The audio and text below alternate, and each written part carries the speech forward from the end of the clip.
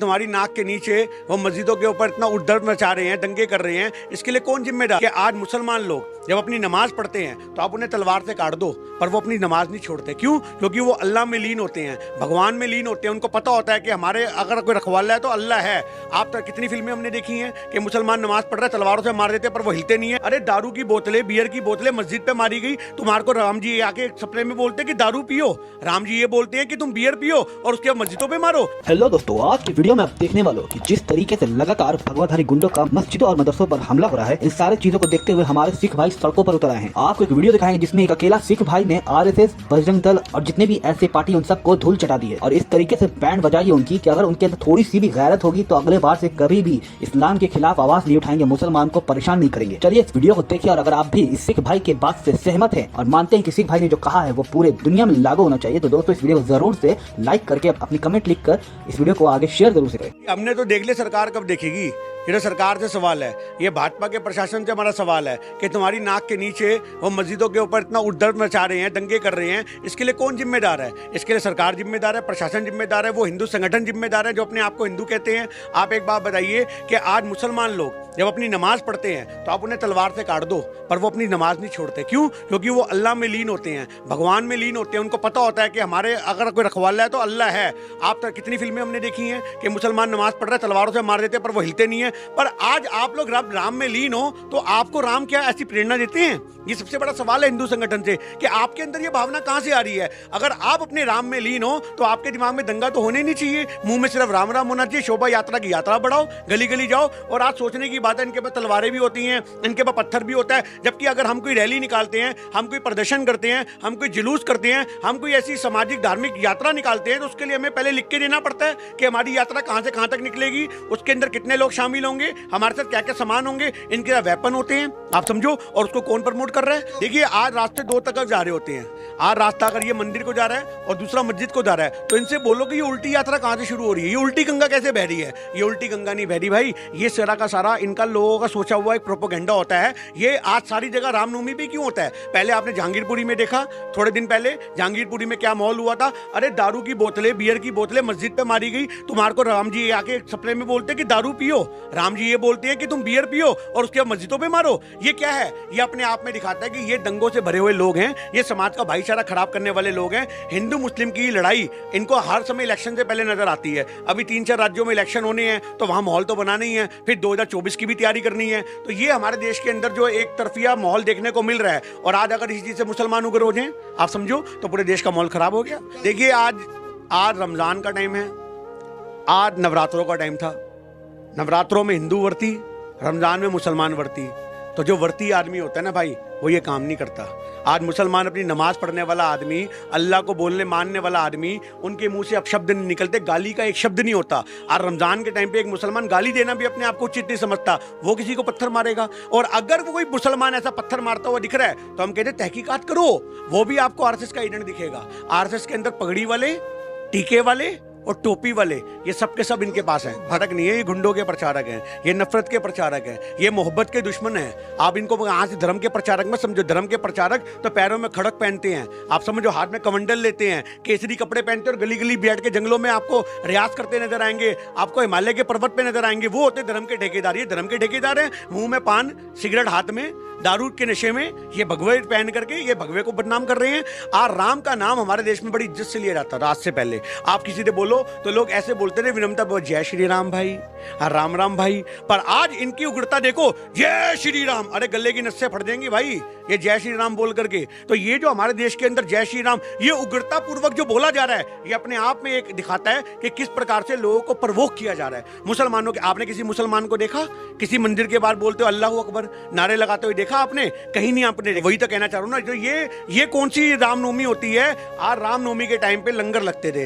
हनुमान जी जो रामनवमी, राम जी का जन्म माना जाता है, उस समय हम आलू पूड़ी के भंडारे बचपन से खाते हुए बड़े होते आए हैं। तो वो रामनवमी हम लोगों ने देखी थी। ये कौन सी रामनवमी है जो हर बारी आपको एक प्रोपेगेंडे का शिकार लोग दिखते हैं? हर रामनवमी का इन्होंने ट्रेंड बना लिया, जगह जगह से आग की लपटें आती हैं मस्जिदों के बाहर। आप दिखाना, वीडियो लगाना साथ में, किस प्रकार से हाथ में भगवा झंडा पकड़ रखा, जय श्री राम बोल रहे हो, नाच रहे हो, और पुलिस वाले साथ में खड़े हैं, आप समझो। मैं आपको वीडियो दूंगा। देखिए मैं आपको बताऊं, ये कुछ संगठन है आप समझो, जिनको 2014 के बाद से आप समझ जाओ इस बात का पूरी छूट मिल चुकी है कि आप पूरे समाज में आग लगा दो, आपके ऊपर कार्रवाई नहीं होगी। आप दंगे पैदा कर दो, आपके ऊपर कार्रवाई नहीं होगी। आप मुसलमानों की मस्जिदों पे जाके तांडव करो, नाचो, आपके ऊपर कार्रवाई नहीं होगी। वरना सही मायने में आप किसी के घर के बाहर हल्ला मचा के दिखा दो, 100 नंबर की कॉल पे जमानत भी नहीं होगी आपकी। आप किसी घर के बाहर कॉलिंग करते हुए नजर आ जाओ। आज यही चीज सोचने की बात है कि आज हमारे देश में मंदिर मस्जिद टारगेट हो रहे हैं, धर्म की जो ग्रह हैं वो टारगेट हो रहे हैं। क्यों? इसका षड्यंत्र इनको 1992 में 93 में दिख गया था। आप समझो इस बात को, जब हमारे यहाँ पे वो जो मस्जिद शहीद हुई थी अयोध्या वाली, ये उसके बाद से इनको नजर आ गया कि हमने वहां कामयाबी हासिल कर ली तो हम कहीं भी कामयाबी हासिल कर सकते हैं। आप समझ जाओ, ये मस्जिदों को टारगेट करना। अभी हमारे को सुनने को आ रहा है कि यहाँ दिल्ली में भी दरगाह है कोई जो वो गिरा दी गई है। हाँ जी, हाँ, निजामुद्दीन की कोई बहुत पुरानी दरगाह थी, उसके ऊपर बुलडोजर चला है। 100 साल पुरानी दरगाह पे बुलडोजर चला है। अरे मेरे भाई, आज मंदिर मस्जिदों पे बुलडोजर चलाकर तुम क्या हासिल कर लोगे? ये जो बुलडोजर चलाने वाले उसके हाथ नहीं कांपते? अगर ऐसी नौकरी हमारी होती ना मेरे भाई कि मंदिर मस्जिद पे बुलडोजर चलाने की नौबत आई तो हम वो नौकरी छोड़ करके भूखा मरना अपने आप को गवारा समझते। पर आज प्रशासन इतना बेकदर हो चुका है कि उनको मंदिर मस्जिद की इज्जत करनी नहीं आती। आज मस्जिदें जान के गिराई जा रही हैं ताकि मुसलमान उग्र हों, मुसलमान तांडव करें और ये एक तरफा मुसलमानों के खिलाफ कार्रवाई कर दे। आज यही वाली बात है, या तो मुसलमान दबके बैठा रहे या मुसलमान जो है ये भारत छोड़ के चला जाए, ये लोग चाहते हैं। पर ऐसा होगा नहीं। भारत का मुसलमान मिट्टी में मिलना जानता है, उसको पता है कि हम इस मिट्टी में, आप समझो इस बात को, मैं ज्यादा बात नहीं बोलता, मैं एक ही बात बोलूंगा। आज हिंदुस्तान का मुसलमान क्या, भारत के, विश्व के किसी भी मुसलमान को वो धरती में मिलता है। मरने के बाद भी उसकी डेड बॉडी जीव जंतु के काम आती है। पर हमारे में तो जलाने के बाद भी पोल्यूशन निकलता है। तो आप समझो कि आज हमारे देश के अंदर एक मुसलमान जीव जंतुओं का, कीड़े मकोड़ों का खाना बन रहा है, तो वो कैसे नमक हराम हो सकता है? वो देश का गद्दार कैसे हो सकता है? आप समझो इस बात को। तो यही मेरा एक कहने का मतलब ये है कि हर धर्म के अंदर कुछ उपद्रवी होते हैं, आप उनको पहचानो। किसी धर्म को टारगेट मत करो, चाहे वो हिंदू हो या मुसलमान हो। जब तक आप हमारे देश के अंदर धर्मों को टारगेट करोगे तो एक आम आदमी जिसके मन में धर्म के प्रति भावना है वो आपके खिलाफ खड़ा हो जाएगा। आप समझ जाओ इस बात को। आज कितने सारे लोग हैं हिंदू ही, आप समझो, जो इस चीज को सपोर्ट नहीं कर रहे, वो कह रहे हैं कि भैया इन्होंने गलत किया। आज हिंदू ही हिंदू के अगेंस्ट खड़ा कर दिया इन लोगों ने।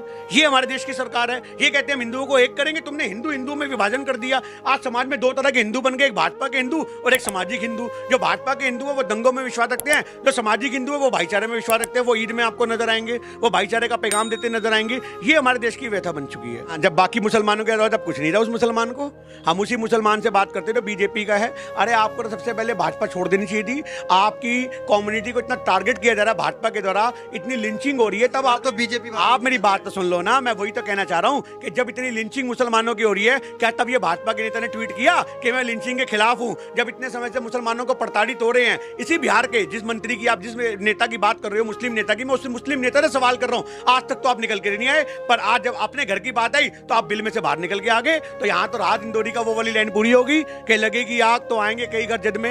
यहाँ पे सिर्फ हमारा मकान थोड़ी है। तो आज यही बात मुसलमानी नेता को समझनी चाहिए कि आज तुम्हारे घर पे आया है, कल तुम्हारे बच्चों पे आएगा, कल तुम्हारे परिवार पे बात आएगी। क्यों? क्योंकि आप उस चीज को सपोर्ट करते आ रहे थे आज तक। आप मुसलमान होने के बावजूद भी मुसलमान का खड़े नहीं हुए, ये आपका पाप था। और ये आपके जो रमजान के दिन चल रहे हैं, ये अल्लाह की लाठी बजी है आपके ऊपर। ये किस प्रकार से आप कम्युनिटी के साथ खिलवाड़ कर रहे हो, तो उसका आपको असर तो कहीं ना कहीं देखने को मिलेगा।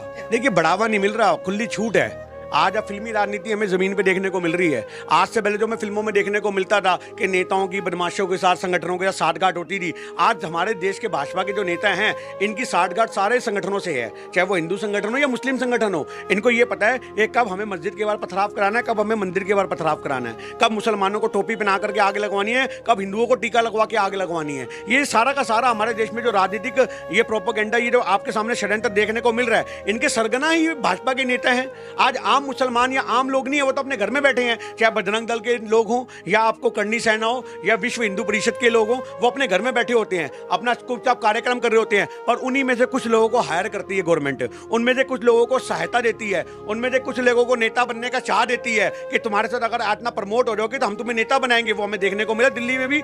दिल्ली में दंगों में जिसने बंदूक चलाई वो नेता बन गया। कपिल मिश्रा, आप ज्यादा दूर मत जाओ, आप कपिल मिश्रा को देख लो, केजरीवाल को गाली देता रहता, कब हिंदू हिंदू की वो राग आपने लग गया, उसके बाद वो इतना बड़ा ठेकेदार बन गए, हिंदुओं के धर्म का ठेकेदार। तो आज हमारे देश के अंदर सबसे बड़ी बात यही है कि जब तक मुसलमानी लोगों को टारगेट करेगी भाजपा वाले, इनको पता है कि हमारे पास चांस है आगे बढ़ने का। आज मुसलमानों को टारगेट करना इनके लिए लॉटरी लगने के बराबर है। अनुराग मिश्रा मंत्री बन जाते हैं, आप समझो इस बात को। क्यों? क्योंकि मुल्ले काटे जाएंगे, राम राम चिल्लाएंगे, मुसलमानों को गोली मारो। इतनी अपशब्द, इतनी ओपनली बोलने वालों पे कार्रवाई नहीं होती, मां नानी के दावे नहीं होते, सारे संगठन निकल के नहीं आते। इनके बुलंद क्यों हौसले? क्योंकि आज मुसलमान भी कहीं ना कहीं अपने घरों में चुपचाप दब के बैठा हुआ है। आप जब तक मुसलमान सड़कों पे उतर करके इन दंगों का, इन चीजों का, आप समझो प्रदर्शन के द्वारा शांतिपूर्वक, जो हमारा संविधान कहता है, हम किसी मुसलमान को हमारी वीडियो के माध्यम से ये नहीं कहते कि आप दंगे को भड़काओ, आप हवा दो, आप झगड़े करो, पर शांतिपूर्वक जो हमारा लोकतंत्र कहता है कि अगर तुम्हारा धर्म खतरे में है या तुम्हारी आज जातियों के ऊपर प्रताड़ित किया जा रहा है, तो तुम लोग सड़कों पे बैठो, संसद के बाहर जाओ, न्यायालयों के बाहर जाओ, कोर्टों के बाहर जाओ, अपने आवाज को बुलंद करो, शांतिपूर्वक मार्च निकालो, ताकि जनता में एक मैसेज जाए कि भैया आज हमारे देश में मुसलमान शांति प्रिय है, पर ऐसे उग्र संगठन जो है वो माहौल खराब